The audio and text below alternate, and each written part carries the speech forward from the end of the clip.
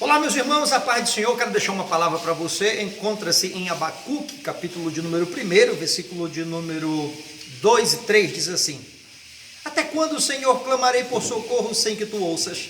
Até quando gritarei a ti violência sem que tragas salvação? Porque me fazes ver a injustiça e contemplar a maldade? A destruição e a violência estão diante de mim. A luta e conflito por todo lado. Querido, tenho uma palavra de Deus ao seu coração.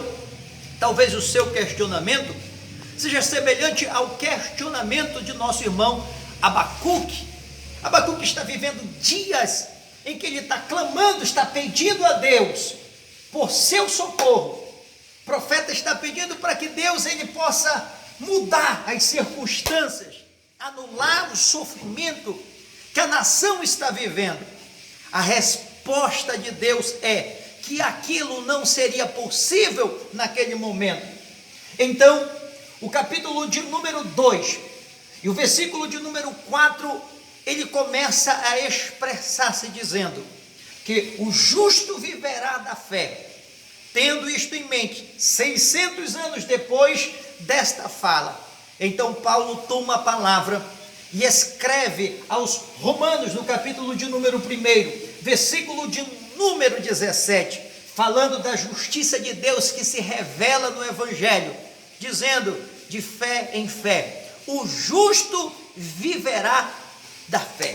Queridos irmãos, observe isto aqui: quando tudo está contrário, e quando a resposta de Deus naquele momento para nós é: eu não posso fazer da forma que você está me pedindo, que possamos ter em mente o que Paulo tinha. Quando o Senhor, depois que ele ora, pedindo que o Senhor lhe faça ter refrigério da sua doença, e Paulo é consolado pelo Senhor, o Senhor dizendo para Paulo: Paulo, a minha graça te basta. Não é fácil esperar nesta graça. Nós queremos sempre a solução imediata, mas o Senhor estava ensinando tanto para Abacuque quanto para o nosso irmão Paulo. O que nos ensina? O que ele estava nos ensinando é: tenha calma, eu estou no controle, eu sei agir, eu sei o que você precisa. Depois que ele sobe, depois que ele prostra-se em oração, o capítulo de número 2 de Abacuque, então ele tem a sua convicção na torre de vigia, e de repente aparece ele trazendo aqui o entendimento do aprendizado. Ele então entende e diz: porquanto, ainda que a figueira não floresça, nem haja fruto na vide, o produto da oliveira minta, os campos não produzam mantimentos, as ovelhas da malhada sejam arrebatadas e nos currais não hajam vacas, todavia eu me alegrarei no Senhor e exultarei no Deus da minha salvação.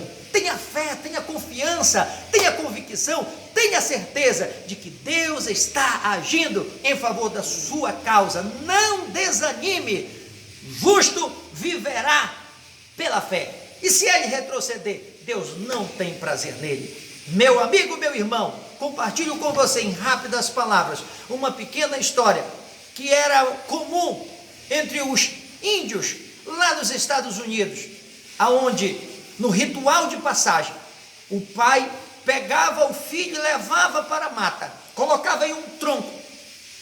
Quando ele ia neste percurso, ia com os seus olhos vendados. Ele só poderia ser considerado um homem de verdade após passar uma noite ali, naquele local, sozinho.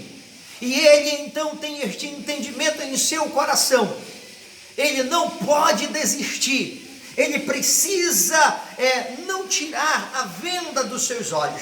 E ele precisa permanecer sem gritar, sem pedir socorro, sem pedir auxílio de ninguém, para que no outro dia, quando o sol raiar, alguém possa dizer para ele: agora você pode fazer parte do povo, porque você já é alguém grande. Alguém como adulto agora já pode fazer parte do povo. Era esta a mensagem que ele tinha. De repente o pai leva o filho, coloca no tronco, ele passa toda a noite, os animais, feras ao seu redor, e o coração palpita, não sabe o que pode acontecer. Quando ele passa por todo esse processo de dor e sofrimento psicológico, amanhece o dia, o raiar do sol, e de repente então ele tira as vendas e observa, ao lado dele quem estava era o seu pai, observando, protegendo ele durante a noite toda. Esta lição nos ensina que o Senhor, por mais que estejamos com as nossas vendas dos nossos olhos, Ele está ao nosso lado, Ele que nos dá e nos garante a vitória. Tenha fé, tenha convicção, vai dar certo em nome de Jesus, não desanime, Deus está no controle.